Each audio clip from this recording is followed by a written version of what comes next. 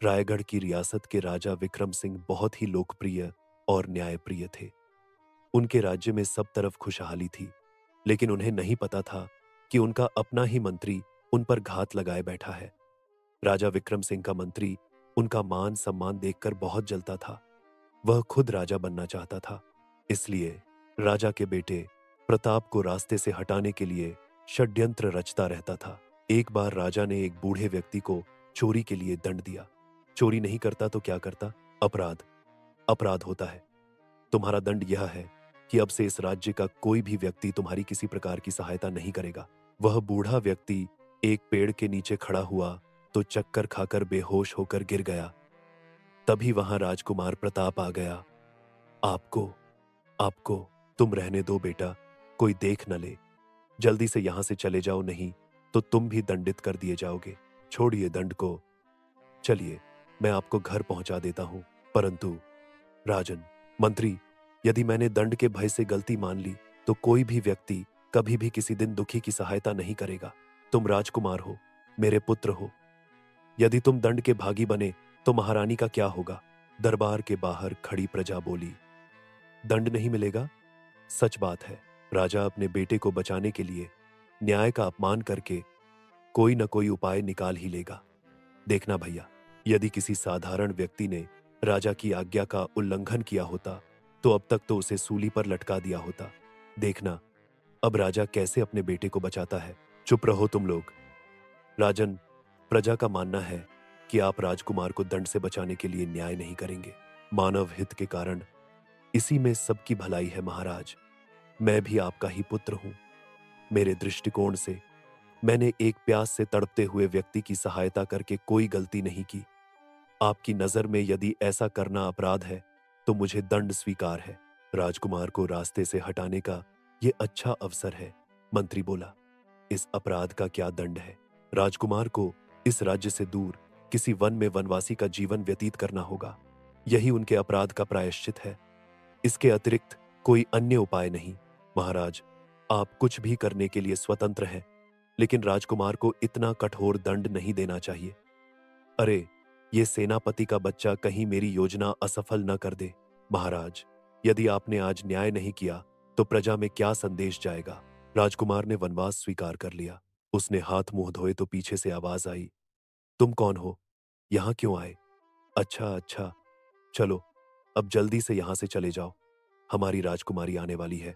उसे एक राजकुमारी और दो दासियां दिखाई दी। हे प्रभु, क्या अनर्थ हो गया? इस भिखारी की नजर राजकुमारी पर पड़ गई। वह चिल्लाते हुए भाग गई महल में। महाराज, महाराज, क्या हुआ? तुम यहां क्या कर रही हो? तुम्हें तो इस समय राजकुमारी के साथ वन में होना चाहिए। तावीज लाई हूं महाराज।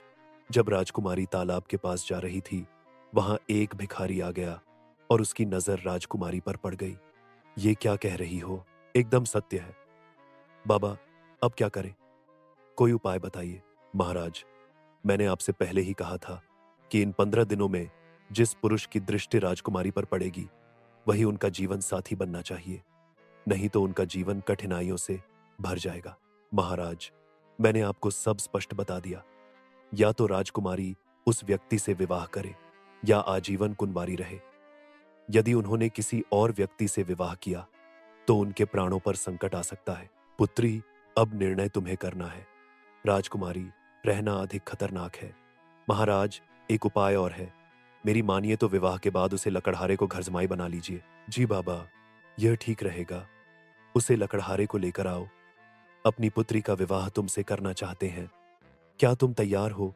यदि मैं तैयार न हुआ तो क्या आप मुझे यहां से जाने देंगे? नहीं।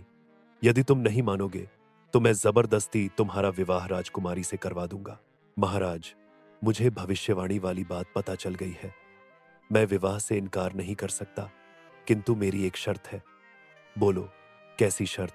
मैं विवाह के बाद भी वन में ही रहूंगा, राजमहल में नहीं। यह नहीं हो सकता।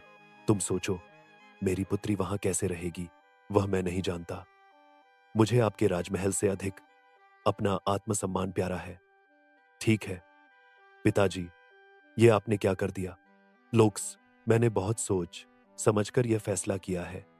यदि तुम्हारा विवाह नहीं हुआ तो मेरी मृत्यु के बाद तुम ये सब कैसे संभालोगी? मैं अपनी इकलौती पुत्री को किसी लकड़हारे को नहीं दूंगी। महारानी, तो इसे कुछ सिखाओ ताकि ये उसे विवाह के बाद मनाकर यहां ले आए। बड़ी धूमधाम से प्रताप और राजकुमारी का विवाह हो गया। लगता है, और न बातों से, कोई राजकुमार होता। महाराज, आज विवाह संपन्न हुए 2 दिन हो गए। अब हमें यहां से चलना चाहिए। प्रताप का दंड 2 दिन में पूरा हो जाएगा, पर वह यहां किसी भी हाल में जीवित वापस नहीं आना चाहिए। जंगल में आग लगा दो या उसे तलवार से काट दो। समझ गए ना? मंत्री जी, आप बेफिक्र रहें, सब काम हो जाएगा। उधर जंगल में राजकुमारी, जन्म में मुझे किस अपराध का दंड मिल रहा है? मैं इतने छोटे में कैसे रहूंगी? राजकुमारी पूरी रात नहीं सो पाई। सुबह उसे दासी की बात याद आ गई। राजकुमारी जी, आप जंगल में बिल्कुल मत रहना। मैं तो कहती हूं, आप अपने पति को इतना तंग करना, इतना परेशान करना कि आखिर वह सारी बातें छोड़कर महल में रहने के लिए आ जाए। बिल्कुल ठीक कहा था, मुझे ऐसा ही करना चाहिए। राजकुमारी ने मटके का सारा पानी धरती पर गिरा दिया, चादर फाड़ दी, अनाज बिखरा दिया। कैसे रहूं? बोलो। उसके बाद मैं तुम्हें रानी की तरह रखूंगा। खजाना हाथ लग जाएगा। देखो, रथ बाहर खड़ा है। पिताजी ने हम दोनों को बुलाया है। कुछ दिन वहीं रहेंगे। अब चलो।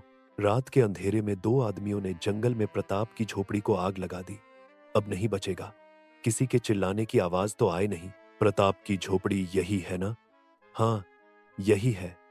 चिल्लाएगा कैसे? राजा का बेटा तो राख हो गया। चलो, अब भागो यहां से। या यही अपने पिता के महल में रहने का विचार है? हमें आज यहां से किसी भी हाल में जाना होगा। तो हम कहां जा रहे हैं? कहीं तुम जानबूझकर मुझे कष्ट देने के लिए मेरे माता पिता से दूर लेकर तो नहीं जा रहे? हाँ, पिता के पास लेकर जा रहा हूं। कौन है वो? कहां रहते हैं? क्या करते हैं? राजकुमार प्रताप पधार रहे हैं। राजा और रानी भागकर आते हैं और उसे गले लगा लेते हैं। तभी राजा विश्वास रस्सियों से बंधे हुए 2 आदमियों के साथ आता है। महाराज पधारिए। प्रताप, मुझे सब पता चल गया है। महाराज, पहले आप अपने मंत्री को बुलाइए। इन 2 व्यक्तियों ने कल रात जंगल में राजकुमार प्रताप की झोपड़ी में आग लगा दी थी। चलो, तुम दोनों सच सच बताओ, ऐसा क्यों किया? वरुण, मनोज, हमें मंत्री जी ने ऐसा करने के लिए कहा था। वह नहीं चाहते थे कि राजकुमार प्रताप जीवित वापस आए। वह आपसे ईर्ष्या करते हैं। वह नहीं चाहते थे कि राजकुमार प्रताप राजा बने। सेनापति, मंत्री और इन दोनों को तुरंत कारावास में डलवा दो। मुझे क्षमा कर दो मेरे पुत्र। तुम सच में बहादुर, निडर और एक अच्छे राजा बनने योग्य हो। मुझे तुम पर गर्व है और हमें अपने जमाई राजा पर भी अभिमान है। क्यों बेटी, अब तो खुश हो ना? और उसके बाद राजकुमार प्रताप और राजकुमारी महल में खुशी खुशी रहने लगते हैं।